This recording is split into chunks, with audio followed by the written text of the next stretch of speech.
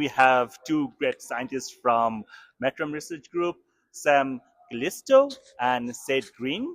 Welcome to our podcast, Sam and Seth. Thank you. You have done great work in this field of AI/ML. Why don't you just get started and describe what kind of AI/ML work you have done so far? Sure, I can get started with that. We were just discussing as we were walking over here. There's, AI is being applied to so many different domains these days, and even just in terms of what we've worked on, there's sort of two main camps. One is applying AI and ML sort of things to the actual model fitting process, and Sam knows a lot more about that than I do. And then the other is sort of generative AI, often LLMs these days, being used for a lot of different things, productivity and efficiency across all kinds of different areas. One of the big areas we've been focusing on is really getting it to help us do the work the way that we want to do it already. So we have a lot of tools in place, a lot of R packages and other things to do work that's reproducible and reliable and traceable and all these things that are very important to us. But that requires a lot of human oversight and a lot of human care. And getting the AI to help you do that, you can do it a lot more efficiently. It's very good at, for instance, querying large knowledge bases. It's very good at keeping track of logs and things like that. So it's made it a lot easier to work the way we want to work. Cool. Yeah, and I would love to add about the methodology that we've looked into. I mean, at Metrum, we've been using AI/ML methodology for years and years. We've applied XGBoost to PD data. We have done some work in deep compartment modeling, which will actually integrate neural nets into your PK models in the compartmental structure. And I think there's a lot of buzz right now, but we do have to remember that these technologies have been around for a long time, and it's really the advent of the ease of large computation that is really allowing them to be applied a lot more easily these days and kind of develop and refine these approaches and apply them in new and exciting ways. So I think what Seth said about the generative AI really has seemed to be what's going to be a paradigm shift for the way that we're doing our work. And so getting familiar with these tools now is going to be really beneficial for everyone in the field. Cool. Yeah, no, of course. Like this is exactly what we are trying to do. Like eh, this AI/ML is getting into our drug development, and we want to advance the drug development further by using this tool in the best possible way, and so that we don't come up with any error, but also we enhance our drug development process. No, that's definitely a very helpful tips. But I'm a very novice in this AI/ML, so I wish to learn these tools and also get some hands-on training so that I can use these tools for my future projects that I encounter. So what are your recommendations? What kind of tools and or rather trainings would help me get started in this? I would really recommend Francois Cholet's textbook, Deep Learning in Python. Francois is one of the developers of Keras and TensorFlow, which is Google's neural net technology that they have developed and used. And I have found that textbook to be really helpful for myself to learn a lot of the foundational kind of math and engineering principles that are really underlying neural nets specifically. I think there's also really a learn by doing aspect of this. You know, if you're trying to learn something new, the best way is to just try to stand up a model yourself. And even on a toy problem is really the easiest way to really understand the nuts and bolts and how these things work. Yeah, I definitely agree with that last point of finding ways, and we have open source examples and data sets that we've been using for this where you can quickly grab something and you don't have to, there's a whole other topic of doing this in a way with clinical data and things where it's safe, data privacy and all that. But if you can get some open source data and just dump it in and start playing with it and start asking these things questions is really a great way to learn. And in terms of courses and things, I think what's so difficult is this technology is changing so fast right now that like you would write a semester syllabus and by the end of the semester it's out of date. So a lot of what I've found is really useful is just finding groups of people, whether it's a Slack group or mailing lists or whatever, who are sharing articles and sharing, I read this and it was interesting, because there's just not time in the day to read all these things yourself, but finding your community of people who's really sharing interesting things and keeping you up to date. And I think that's the only way to do it. Absolutely. Yeah. I have one more thing. It's interesting to use these tools to learn about these tools. You That is can you true. can open ChatGPT and say, "Hey, I want to learn how to implement AIML as a pharmacometrician. Can you give me some sources that I should look into, or develop a 4-week syllabus for me to kind of get up to speed on this?" Tasks like that, it's really good at. And so thinking of ways that we can use these tools as a partner to help us kind of level ourselves up and kind of collaborate is really a great way to use them. Absolutely. And you brought a very nice point about Chat GPT, which we use that for most of the things that we do. And we just write a question to Chat GPT and we get those answers. Do you think the results that Chat GPT sent or that it produced, are they reliable? Can we rely on those results? Or what caution should we imply, or we should be careful before we take the results of the Chat GPT as like the final results? What do you think about Yeah, it? that's a great question. I mean, I definitely would encourage people to ask follow-up questions. And I've heard Yeah, different variations on this idea that you should think of these things sort of similar to someone who's just out of grad school, yeah, is very motivated, has a lot of ideas, thinks they know a lot, but is a bit overconfident on some things, maybe. So ask follow-up questions, and it just in the past year or two, these things have really, I think, because of this, evolved to be able to show you sources and get better at. You say, are you sure about this thing, or where did you get this thing? And it can point you to sources where you can look up and if it's something important, you want to check for yourself. Did it make this up or where did it come from? absolutely. No, great.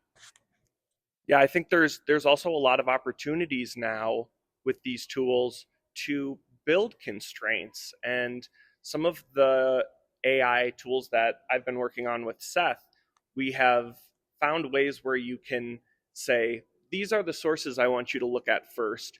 Grab from these, don't extrapolate, do your best not to hallucinate. You can tell it to do those things. It's not foolproof. You still need to look at everything with a real close eye, and that does seem to be a main idea that I'm hearing a lot of people saying, is this human in the loop. You don't want to just have it do a whole task for you, not review it and hand it off, because there's bound to be errors in it. They might be subtle, they might be enormous, and you don't know unless you look through. And all of us as people working in this field, we have an expertise, and we have to remember that these large language models were trained on a corpus of vast internet websites, right? But they aren't necessarily going to be experts in the field like we are. And so we need to be the ones who are really checking what's coming out and making sure that it aligns with our understanding. Absolutely. I think that's definitely a great point, that we need to always check before we accept something.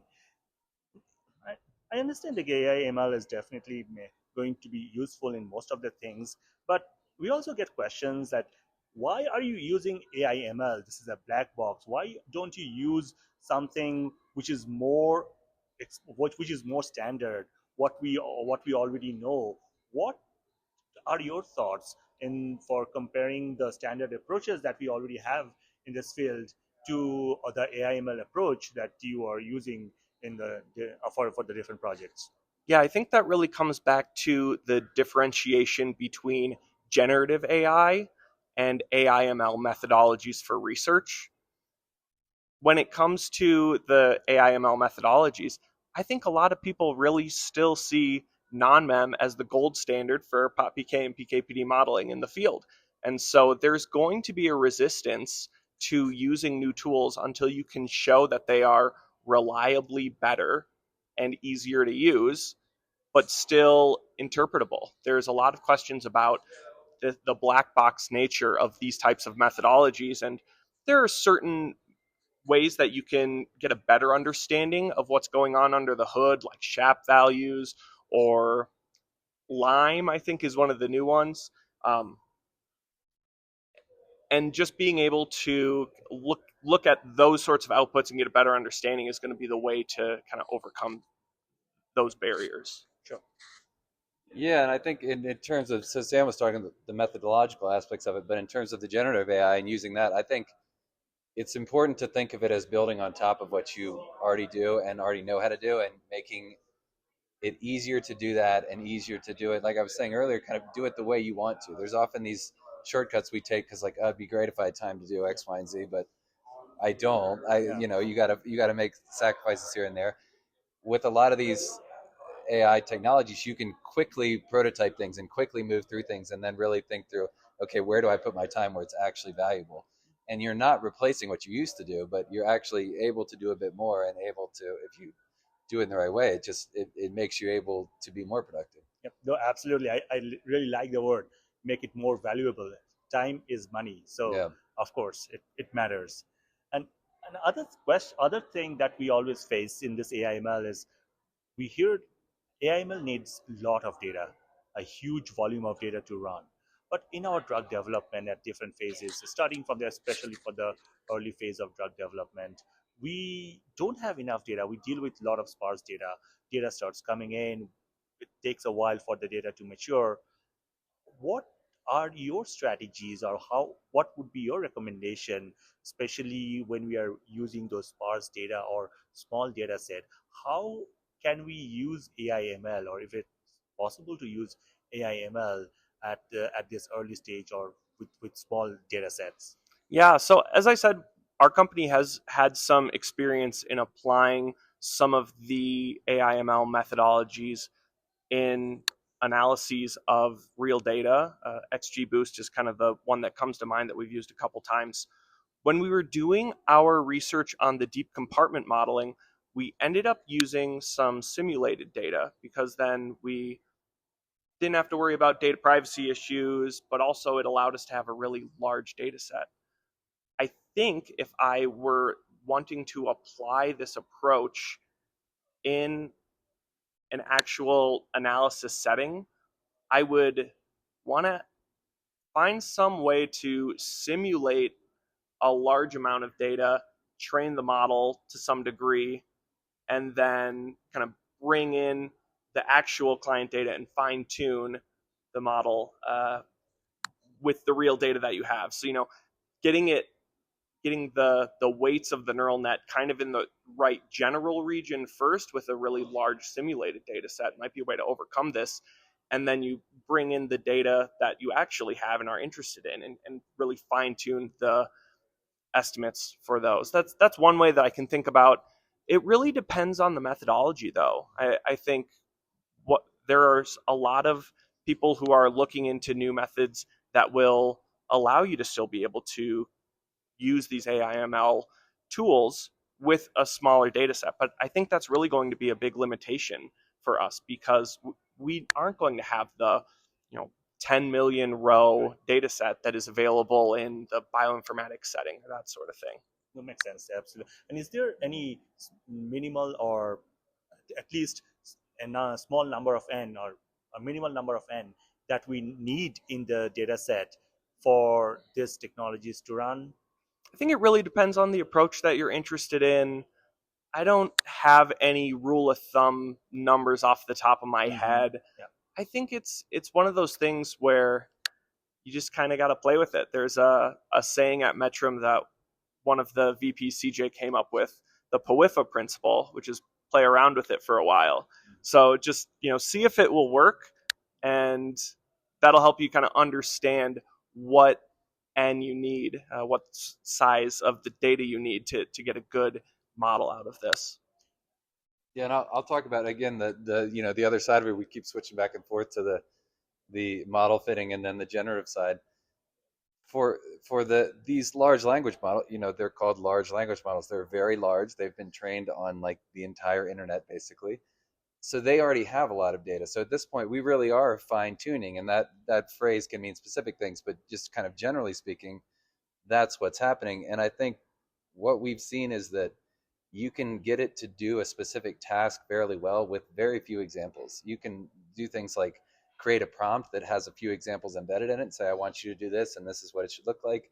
You can do what is often called supervised fine tuning, where you give it maybe 20 examples and it actually goes and adjusts its weights. But you really don't need that many examples to get it to understand, okay, this is what you want me to do.